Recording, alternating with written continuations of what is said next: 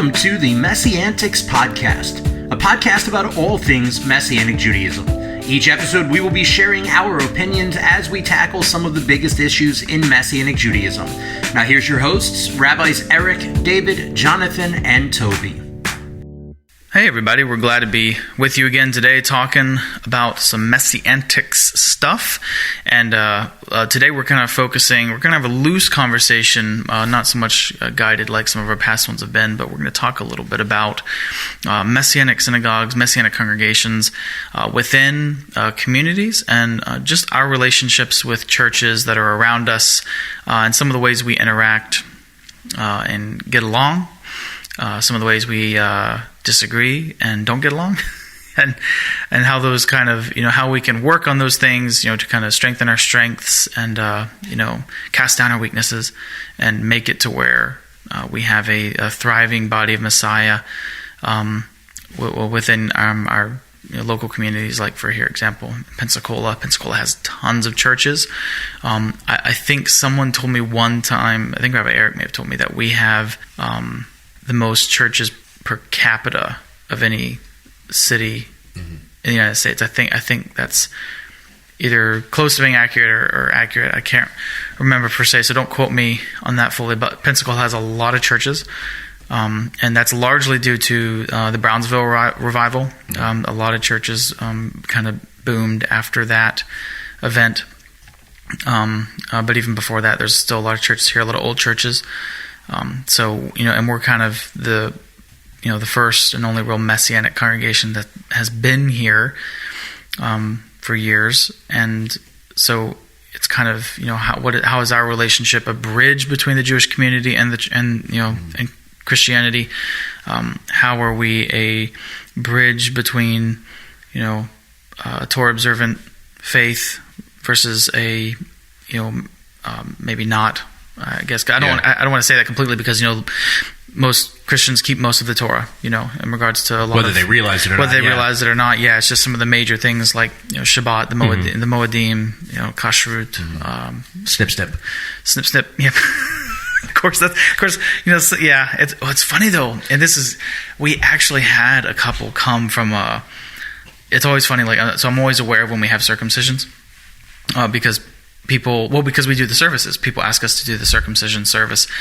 We bring in, we have a local doctor who does the circumcisions for us, Dr. Lyle, pro-life doc, and he's great.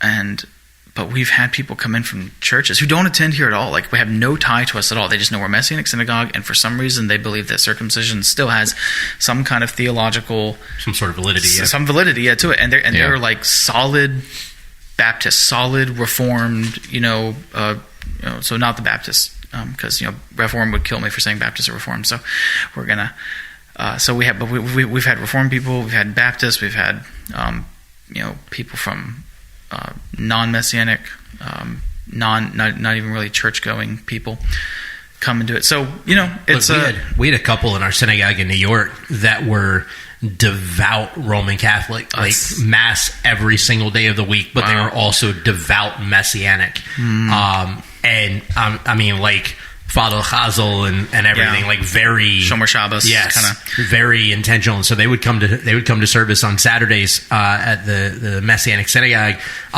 carrying like this pile of books. Some of them were like Catholic resources, some of them were Messianic resources, some of them were Jewish resources, whatever. But they brought this pile of things with them every week, and would sit through the message, and like they're digging through everything. They're like taking notes. They're doing research on what was being. I mean, it was crazy. Yeah. But I mean, they were really cool people. They were nice. I think it was recently I was reading about that. There's entire segments of Jewish Catholics who are like you. If you didn't know they went to Mass, like during the week or on Sunday, you would not be able to tell them apart from like modern day Orthodox. Yeah. Like they're very observant. Well, and that's the thing that's interesting is it seems like every year or so I learn of a new quote unquote Sabbatarian Christian group. Yeah. Like, obviously there's Seventh-day Adventists and all of that, and then you've got your there's some like weird ones out there. And then you've got like we had a lady come into CMC for about 6 months or so who was from Jamaica, and she was getting ready to go back home. She lived in our area and was coming to CMC before she went home, who was Seventh-day Baptist is the denomination back in that she was part of back in Jamaica. I'd never heard of. Did some research, come to find out it's a big thing. And then there's like, there are some Sabbatarian Pentecostal groups out there, and there are Sabbatarian Catholics. There are. I mean, it's nuts. I didn't know these things existed until recently, and I'm like, this is kind of intriguing. There, you're almost there. You're like right there. That, one more step. Take that one leap, more step. Take that jump. Yeah. So I know it's funny to me, but anyway, so we relate to a lot of churches around here. We have good relationships with a lot of the churches around here. We have really good friends with Pastor Arnie over at Freedom Church, Pensacola, and they're wonderful. And we've done things together, from teachings to worship services, and to I think last year they actually hosted when we did a class. We had Dr. Hillel did a class last year on the parable of the sower, which was one of the better lectures I've sat through in recent years, and be praying for Dr. Hillel. Those of you who are listening, because she's been dealing with some health stuff recently, so just be praying that she has a quick and speedy recovery and restoration of full health. Recovery. But so we have good relationships with them. We get invited. Rabbi Eric had church. I mean, when I say out in the middle of nowhere, like, please y'all remember we live in the mullet of Florida, so. 5 miles north of us is out in the middle of nowhere, Alabama, for the most part. There's like this grand open space between us and like Montgomery and Birmingham. And then, of course, Rabbi David and Rabbi Toby are over in Mobile, which is a little more populated, a little more civilized, I'll say. I'm not trying to pick at Alabama for being sparse, but it is very open, very agricultural, very rural. And we had a church call in. I mean, and they were like, "Can you come in and do a Passover teaching for us?" And so Rabbi Eric was like, "Well, where are you?" And the town they named, was out in the middle of nowhere. And you get on the road, and he went and he taught, and they had a good time. They seemed to receive a lot from that. But we have the same thing here, and I know y'all do over in the Daphne Spanish Fort Mobile area.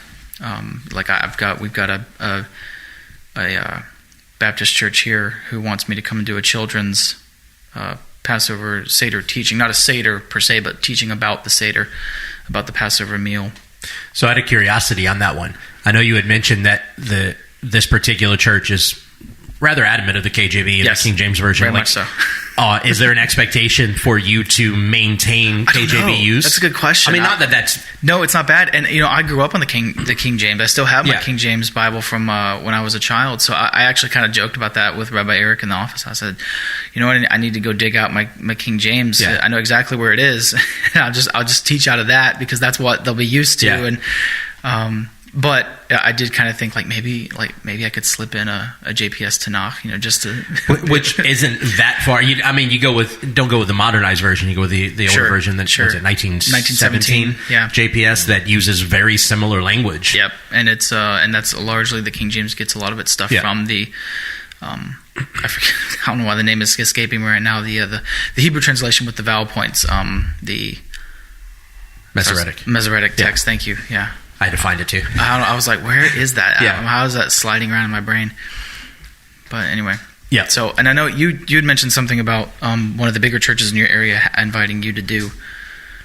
Well, potentially, yeah. So, part of this whole conversation that we're having right now kind of is birthed from the idea of, which is something that's very important to both CMC and to Bradam, is I'm a huge proponent of unity in the body of Messiah before anything else. Wholesale. And for me, I look at most, not all. There are some churches, there are some denominations. Heck, even with the Messianic Judaism, there are some synagogues that fall in this category that believe and teach things that are so far out there that I can't get on board with, right?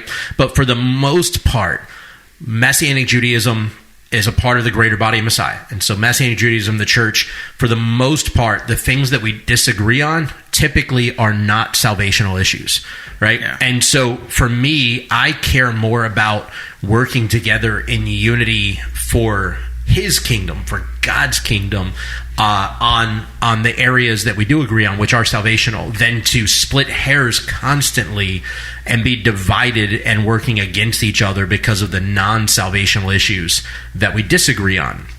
And so I have for years been extremely intentional on fostering relationships with pastors and churches in our area, which have given me unique opportunities, like you guys have experienced, to be able to do Passover Seders for churches, to have church staffs, like this church that I'll be meeting with the pastor for later today. One of their campuses, their entire pastoral staff came to our Passover Seder last year. Like They bought a couple of tables and came to our Passover Seder, and I did a Passover Seder for that campus's staff the year prior at their church. Just real informal, intimate Passover Seder just for them. So this is their flagship campus. They've got a bunch of campuses. It's a pretty large church. And so they're doing a summer theology teaching series on Sunday evenings coming up in the next month or so on the book of Exodus. And so my friend, who is a part of that church and teaches some of their stuff like that, some of their classes and all, is kind of spearheading some of this. And he approached me. He's like, hey, I think it'd be really cool if you'd be open to it, if you would come and teach some of this, like maybe teach about the Passover and the Exodus and things like that. If you're open to it, I'd love to talk to the senior pastor and see what he thinks. So I'm supposed to get together with him in a couple hours to talk about the possibilities of that, and what have you, kind of see flesh out what their thoughts are and where they're going with it. But I've had some really neat opportunities, not to get a platform. Like, my goal is not to get a platform at these mega churches or at any church. My goal isn't to go and teach on their stage or to preach in their Sunday services or whatever. Although that has happened some. My goal is to build relationships that we work together for the good of the kingdom. Because I think the body is pretty broken enough. Like, we don't need to add to it. I think we could do a far better job in building relationships. And then with that, you have unique kind of side effects where you start to have these conversations where people go, okay, well, the Shabbat stuff's kind of intriguing. Can you tell me a little more about that? Okay, well, we're learning about Passover. Can you tell me a little more about why that would even matter today? Like, I spoke at a buddy's church a couple of years ago, and there was a lady who was a relatively new believer that was there, and she came up to me afterwards, and I was preaching about the Passover right before Passover, and this lady comes up to me, relatively new believer, and she goes, but what difference did it make if Jesus was Jewish? Like, I don't understand why that even mattered. Like, what? So I got to have really cool conversation because these relationships are intentional, and we foster those and build them. And so I think that it's something that the Messianic movement as a whole could probably do a really better job at. I think some of us are really good at it, and others, I think we tend to kind of look to the inside. We kind of circle our wagons. Shelter in place. Yeah, we sort of shelter in place, circle our wagons to kind of shield ourselves or whatever. And it becomes, even unintentionally, becomes an us versus them. But it's like Messianic Judaism, we can't separate ourselves from the church any more than we could separate ourselves from the traditional Jewish world. And so if we can't separate ourselves from it, and we shouldn't want to, but if we can't separate ourselves from it, we should absolutely work with the church. And like I said, there are very real issues, and I will not work with them. Like, I had oh man, this is probably going to get canceled, but I had a metropolitan. Too late for that. I had a metropolitan community church that number of years ago, maybe 8 years ago, approached me about Metropolitan Community Church, the MCC. It was one of the early pro-LGBT whatever denominations, like actual what is now called progressive Christianity. It was like the early phases of that. And there's the MCC still around. Progressive Christianity before it was cool. Yeah. And so I had an MCC that asked me if I would come do a Passover Seder for their church. And I was like, yeah, that's probably going to be one I'm not going to be able to do. I'd let you come to our Seder, but probably not going to go to your place. Don't want my face on your website. But that was like, honestly, that was the first real, and there's been a few other things I've had to turn down, but that was the first real thing that like, I was like, this doesn't really fit what I'm trying to do here. Yeah, like I think I asked Rabbi Eric one time, I was like, can I go to this event that this group is putting on? And he was just like, this was like several years ago when I first came here, and I was still learning my ways of navigating a lot of the, I guess the political side of ministry, we'll call it. And he was just like, I wouldn't go to that. And I was like, like, it seems like a good event. And he was like, well, there's some names that I would, and over time, you learn about some of the things that certain people teach, and you're like, yeah, maybe good not to be caught there, end up on the Instagram, look, there's Rabbi Jonathan. Yeah. I, as someone who grew up in the church, I was called into Messianic Judaism when I was 25. So I grew up in the church. I'm not Jewish. It's interesting to be that. I know that's you too, Jonathan, Rabbi Jonathan. Yep. So here's what happened to me. So I grew up in the church. I'm not going to tell my life story. Grew up in the church and got saved in the church. The substance, as we know, is Messiah. If I had to pick anything, if I had to choose the Messiah over my Talit, the Messiah over my kippah, the Messiah over Torah service, I would choose the Messiah every Which time. shouldn't even be an option. It's not an option. And that is what we have in common with the church, is the substance that matters. The thing about it is, though, is that I got saved. Church became really stale. And even when I was seeking the Lord, I could not draw anything out of the church. And that was around the time that God brought Messianic Judaism before me. And when I went to a Messianic congregation for the first time, after that day, August 27th, 2005, you would have to kill me to keep me from Messianic Judaism, because I know God called me into it.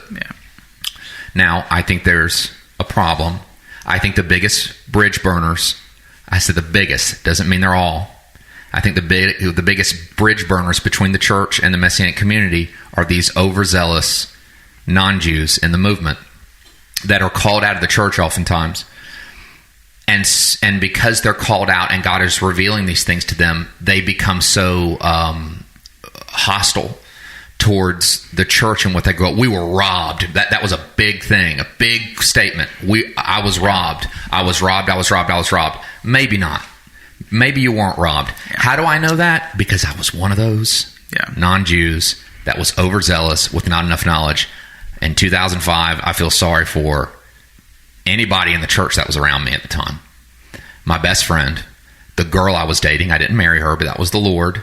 Yeah.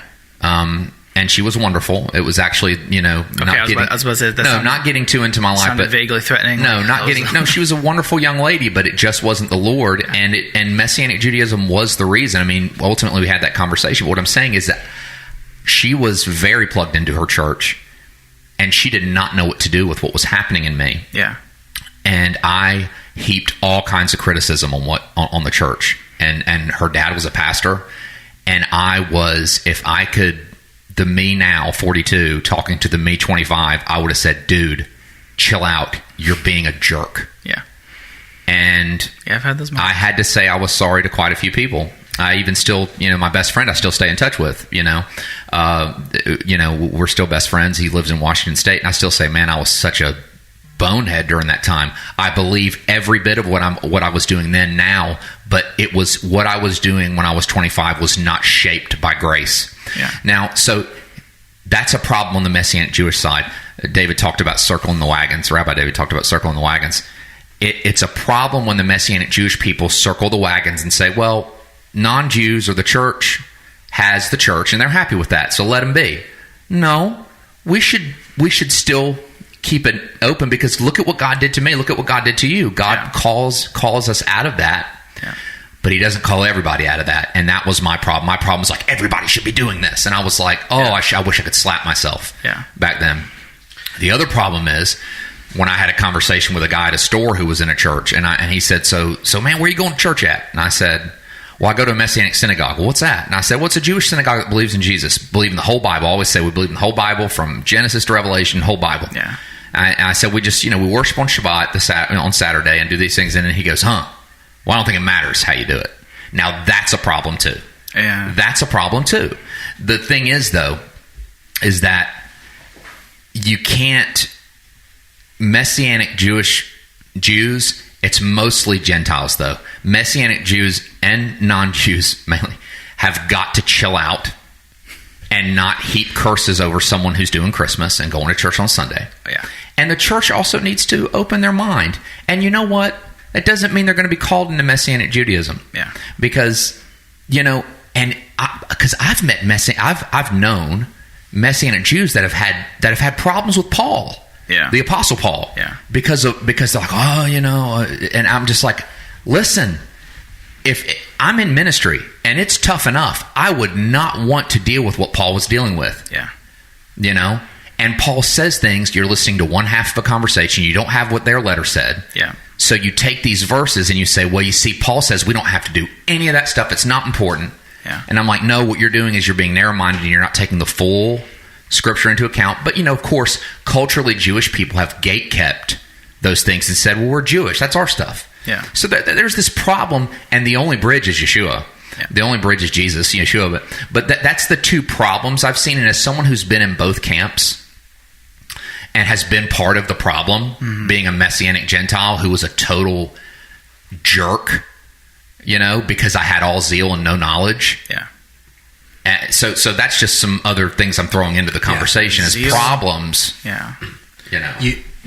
You bring up an interesting point, and that's the hyper zeal that sometimes you end up finding in certain individuals within Messianic congregations. And it made me think about it, and it's random, but it made me think about the fact, there's a joke that says you never have to wonder who's a CrossFitter or a vegan, because they're going to tell you the moment you meet them, right?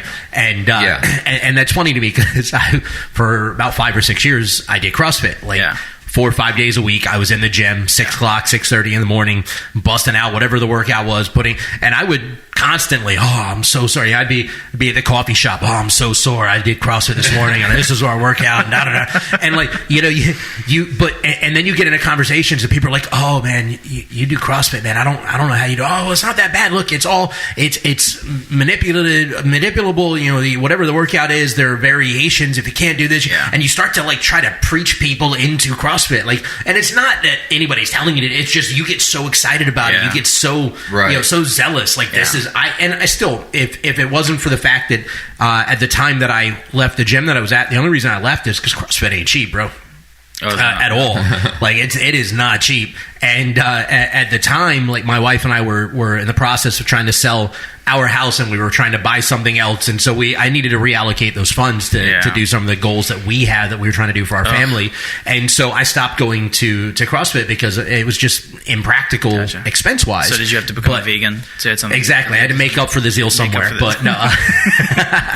But the reality though is you get that same mentality, and I see it all the time with new people coming into a Messianic congregation, and you're right, it is typically Gentiles that are coming from the church that are, like you said, they feel like the church lied to them and fed them a bunch of garbage and whatever, which maybe there's some validity to some of the feelings, but we oversimplify it through what we think is righteous zeal that just becomes angry, vindictive zeal and condemning. I constantly tell people it's my rule that if you're new and the doors are put on and I notice you, I notice that you are new, you are a visiting face, I do my best to get to you and talk to you at Oneg after service, because I want to hear you talk and how you talk about certain things. Keywords. And be keywords that you listen for. If I want to listen, I want to be okay, so who are you? How are you?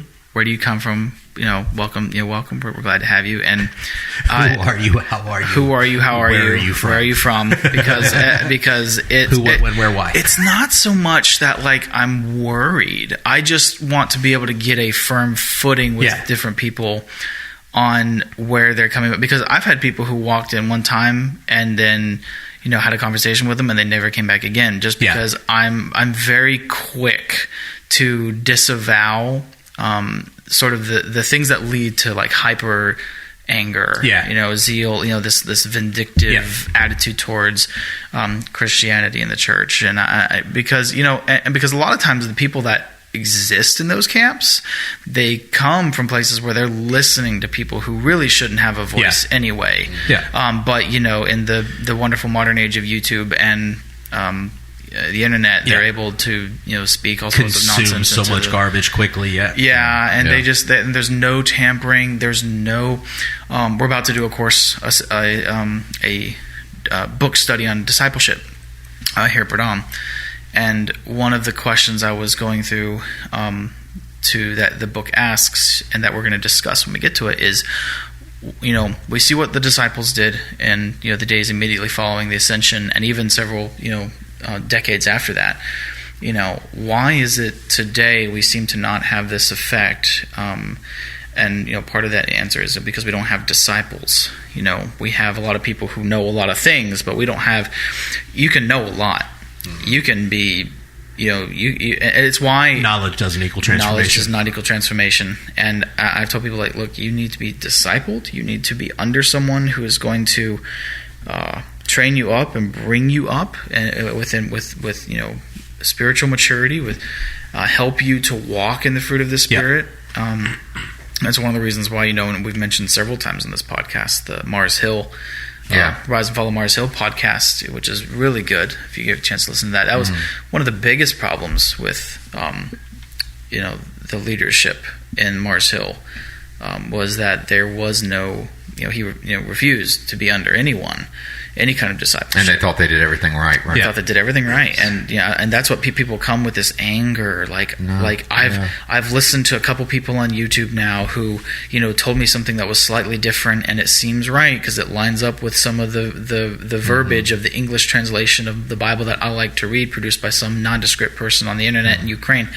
Or it's usually South Africa. Or South Africa. So, one of these countries that And it's like, okay, man, you need to, brake pedal this before you end up in a really difficult place.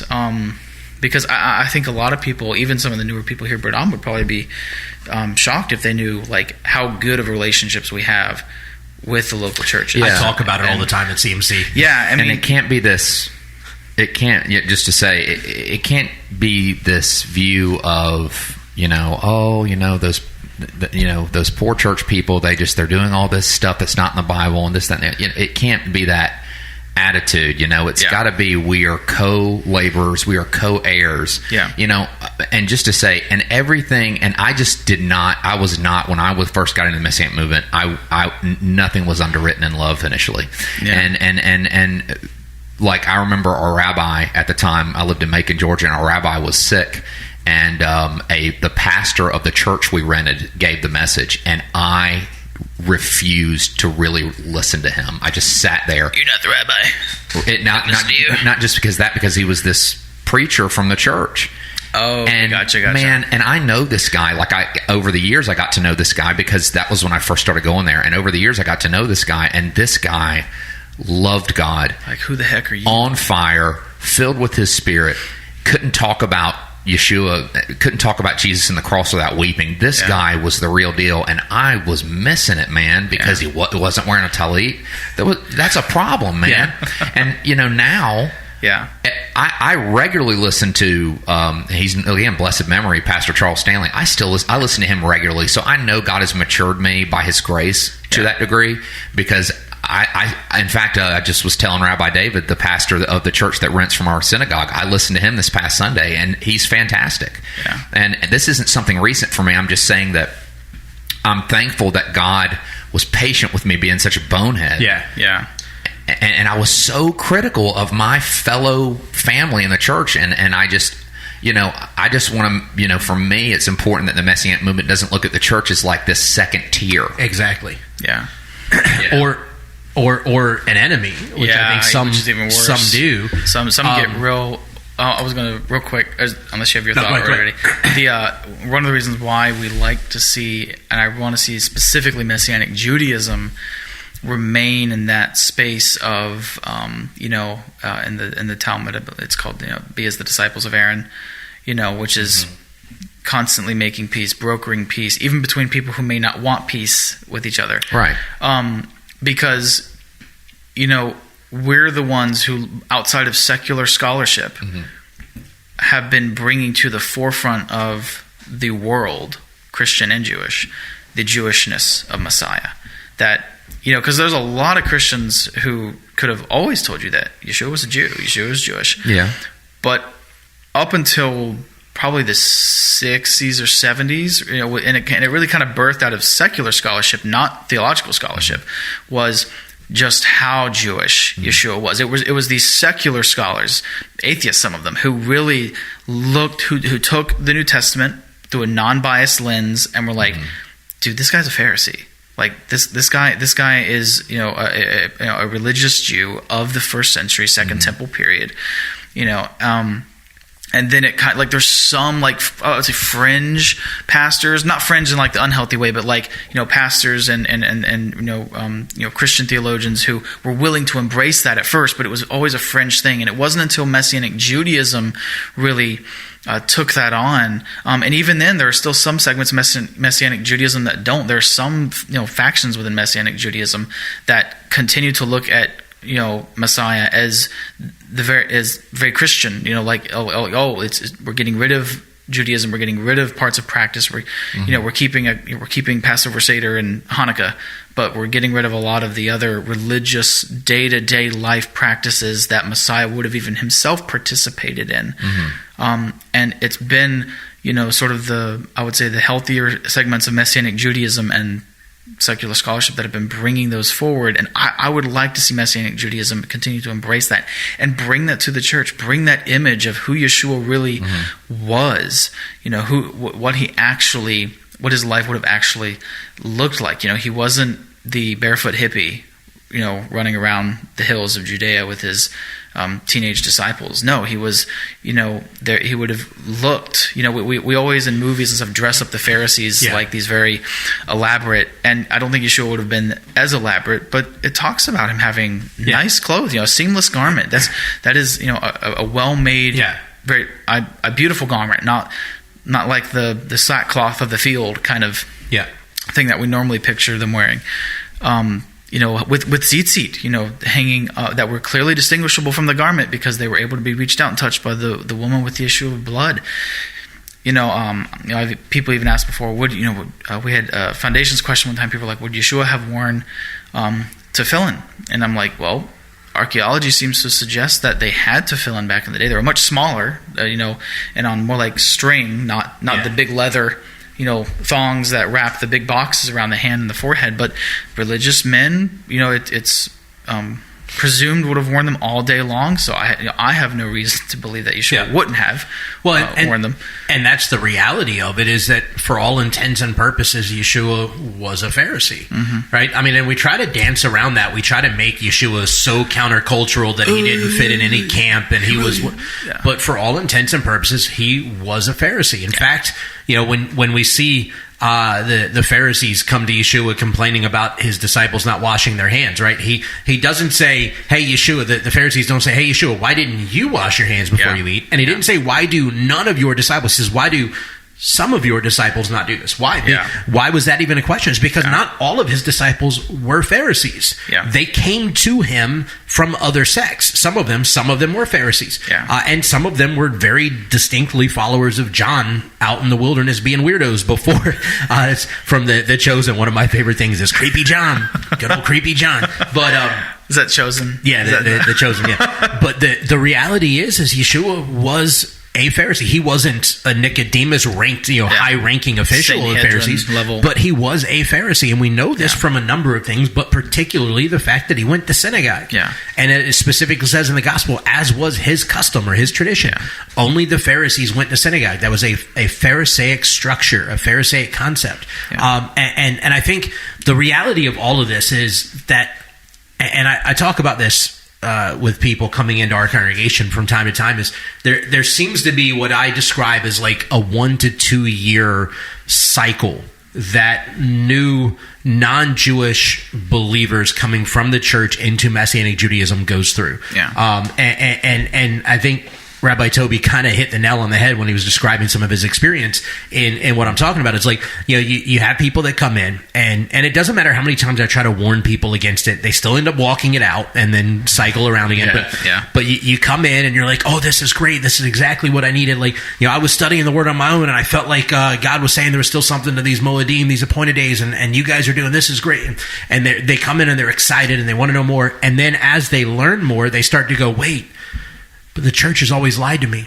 Why did the church always lie to me? How could they do that? And they get hurt and they get upset.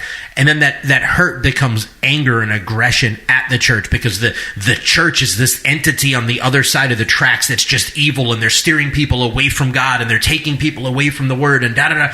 Yeah. And then eventually, a year to 2 years later, depending on the individual and the humility of their heart, a year to 2 years later, they eventually will come back around to, all right, the church ain't so bad. There were some things they taught me that was wrong, but that's okay. I mean, it was a little thing compared to the way I blew it out of proportion. Sure. Yeah. And it seems like almost everybody goes through this cycle, and it doesn't matter how much you try to warn them, they're going to process through it, right? It's kind of like the stages of grief. Yeah. Like, you can tell people, the fourth stage is this. Yeah. They're still going to get there, and they're still going to go through it. Running a marathon, it's like it's going to stink in the begining, but then you get that runner's high, and you'll start, and the endorphins start rushing, and you're just like, okay, well, finally. Or when you're doing CrossFit, and you're So I don't know. I don't know. Like, I would say the same thing about vegans, but I don't know about any joy that comes from some of the vegan food. That I'm kidding. There actually is a lot of good vegan recipes out there. I enjoy some of them.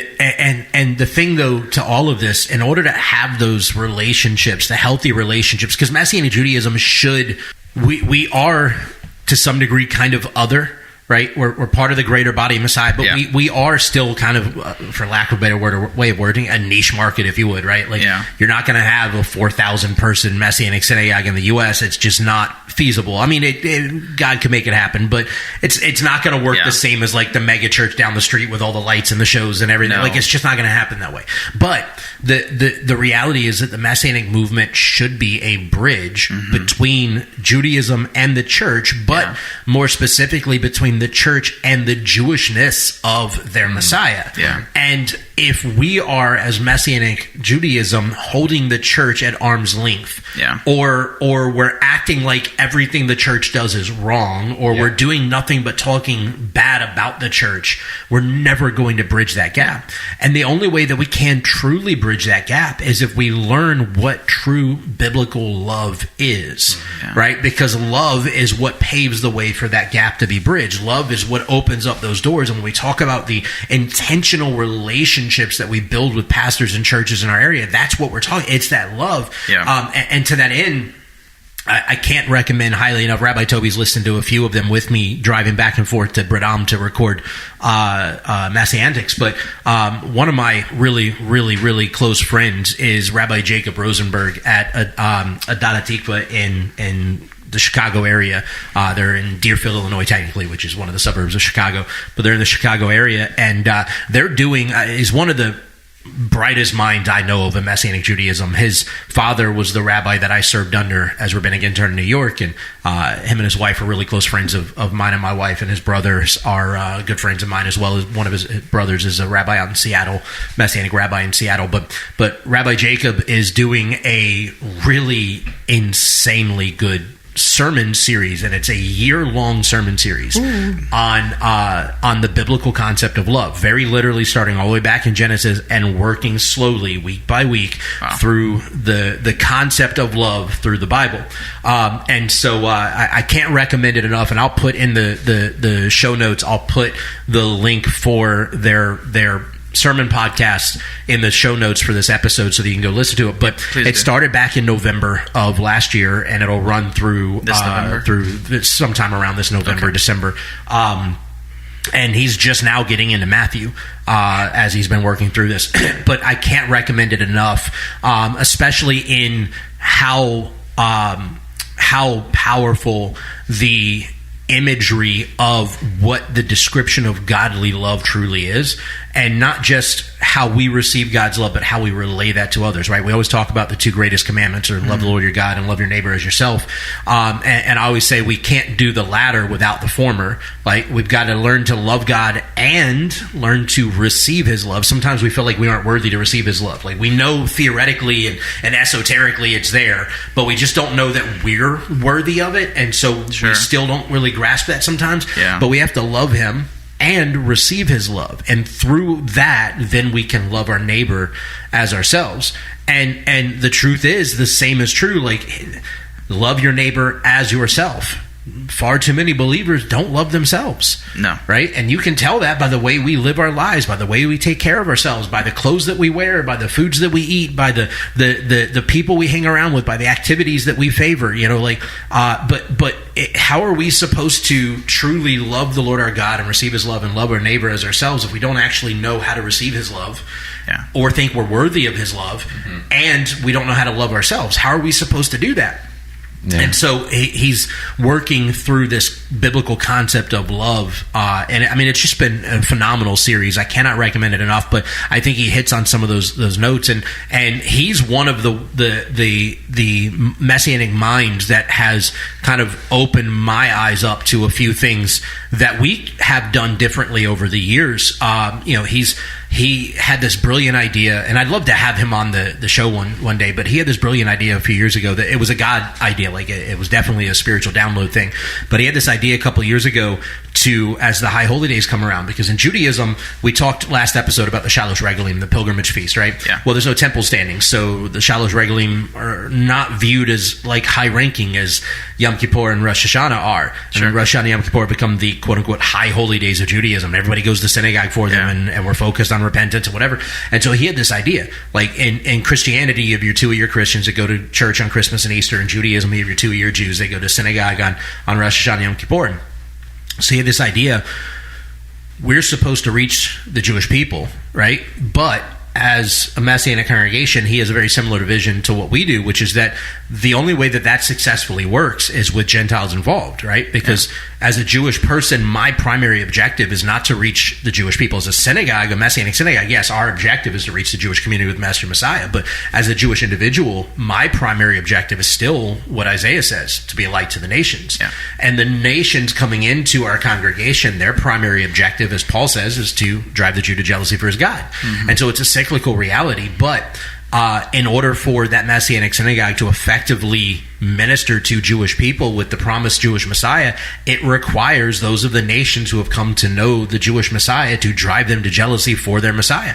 And so he had this idea, well, High Holy Days is the one time a year that everybody that's Jewish shows up to synagogue. What if, instead of it just being our synagogue doing our service, what if we invite churches to participate with us in this? And so they reached out the first year to like 2 or 3 churches, and they had some that came on, and they had a worship team that was compiled of people from their synagogue and people from the churches, and they actually had one of the church's worship leaders be the worship leader for the service. And they had over the years they developed a choir that led the liturgy together, and so they taught these people from the churches the High Holy Day liturgy and stuff like this, and all this. And so what they started doing was these churches, the first year it was like 2 or 3. The second year it was so successful that the second year they had 15 churches involved. Wow. And they rent from a huge church, so they've got the space for it. But they had, I think it was like 15 churches involved. And what they did was they were telling everybody, hey, when you're at work and you come across a Jewish person that you work with, say, hey, Rosh Hashanah's coming. I'm going to, like, these are church people that don't know anything about it, right? I'm going to this really cool synagogue for Rosh Hashanah. Would you come with me? Because I'd like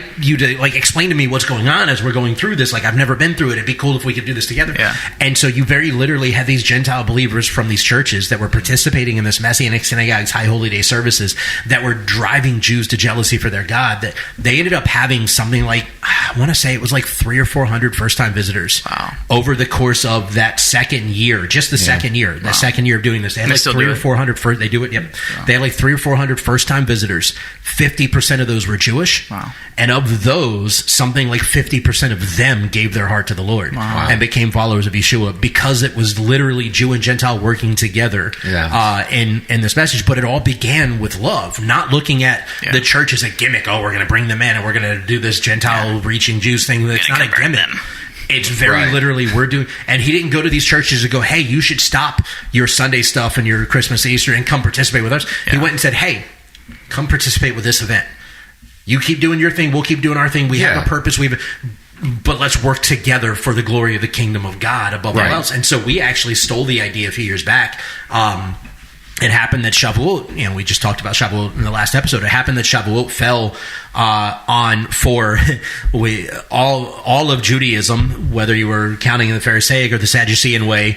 The audacity, the count for the Omer started on the same day that particular year, which meant that we were all celebrating Shavuot on the exact same day that year. But that Sunday that Shavuot fell on that year was also oddly the same day that the church was celebrating Pentecost.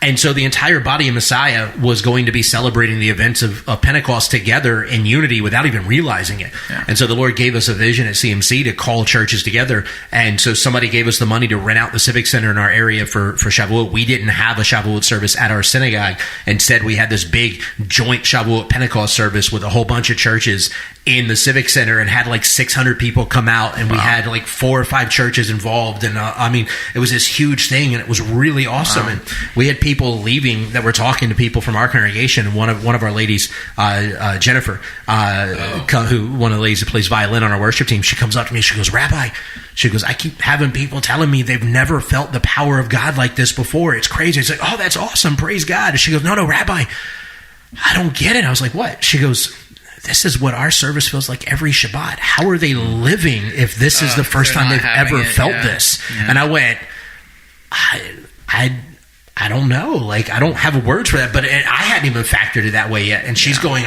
we experience this every week. How are they not accustomed to this? But I brought up Rabbi Jacob Rosenberg's message because I think it's important.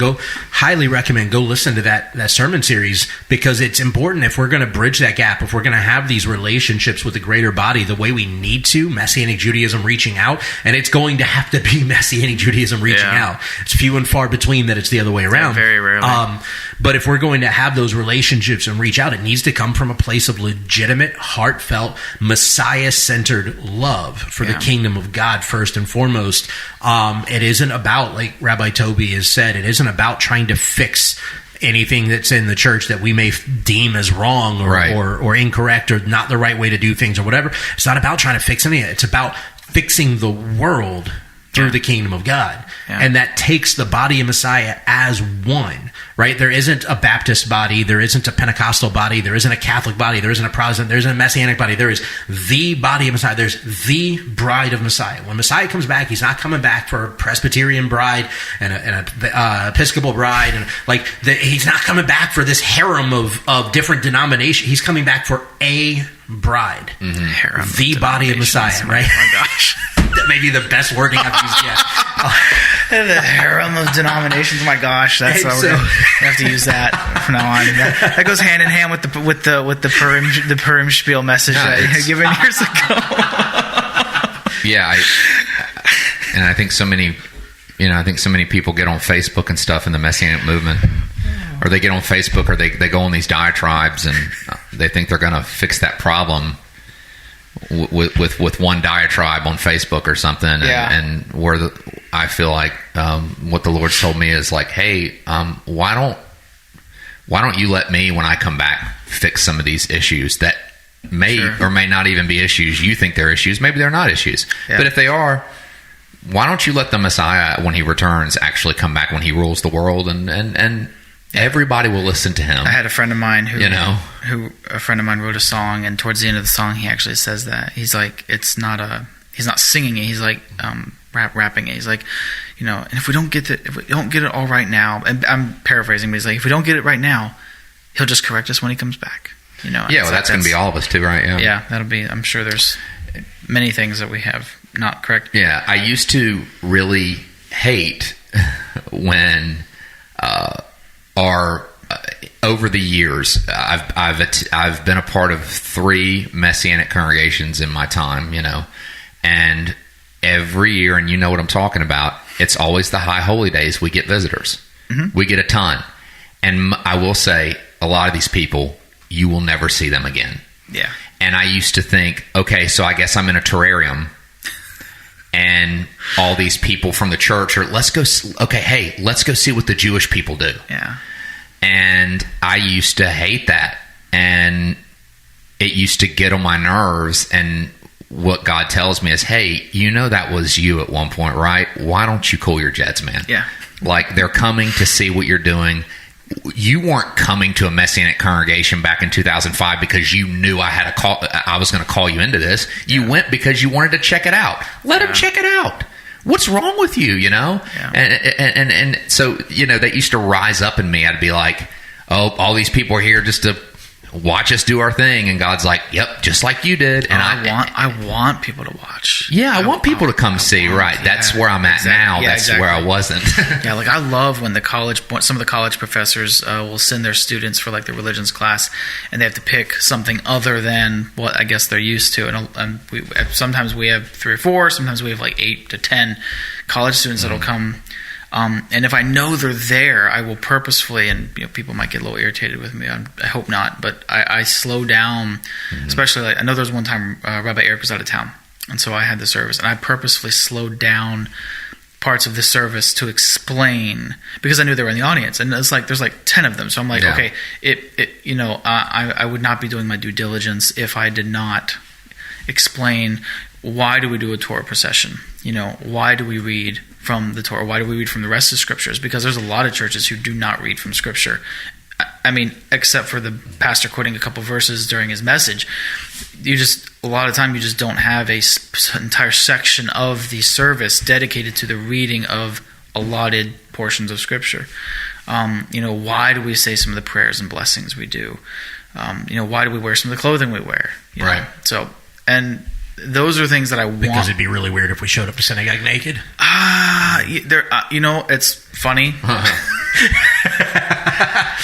Back to that harem of denominations I have run across groups online where they were like, and this is really weird, maybe not child friendly, but they were like, oh yeah, nudity, like we should totally embrace that. Like we should. I was like, bro. Like they're like, yeah, it's all about getting, and I've had people like, it's all about getting back to the garden. I'm like, there are parts of the garden we should not be trying to get back to necessarily. Well, even at that, we should probably get rid of this sinful nature before we try to go back to the whole point. Yeah. Or else, might run into the sword of the cherubim. So I am just because we've been redeemed doesn't mean we're ready for the garden yet. There's still work that needs to be done. Yeah, it might be kept out. Yeah, so that's the reason why we got kicked out. Yeah. But yeah, so anyway, we're not perfect. We don't have all the answers, but we are definitely still looking to try and make as best as we can our relationship with the world. And not in the sense of like loving the world, like, we're told not to love the world as it is, but we're trying to make the world the footstool of God, the place where Messiah's kingdom reigns. And that's not just something that's going to be done by the Messianic movement. It's going to require all hands on deck, as they say. And I think there are people in the church that are, I don't think, that's stupid. I know there are people at the church that are walking with the Lord just as much as any of us are, if not better. I was about to say some of them better. Yeah, for some sure. of them better, and some of them making much greater strides in regards to bringing the message of Yeshua to the world. So anyway, we're glad y'all could join us today for this conversation. We hope it's been a blessing, whether you're going to work or just sitting at home, and we will see y'all next week. Thank you for listening to the MessianTics Podcast. Make sure to subscribe so you can be notified every time we drop a new episode. And be sure to follow and interact with us on social media at MessianTics Podcast.